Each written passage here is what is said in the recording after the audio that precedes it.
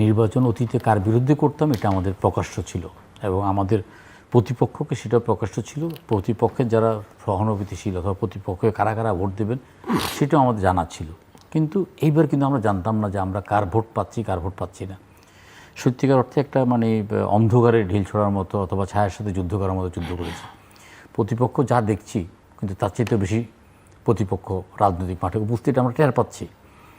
আমরা আমাদের মহিলা সমাবেশগুলোতে ব্যাপক উপস্থিতি টের পাচ্ছি।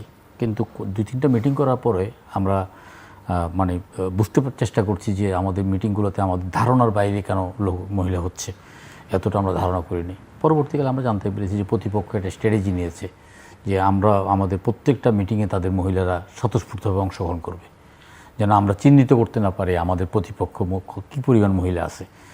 তো এটা আমরা 2-3 দিন পরে মানে আমরা টের পাওয়ার পরও যখনই আমরা মিটিং ডাকতাম দেখতাম যে ব্যাপক সংখ্যক মহিলাদের উপস্থিতি।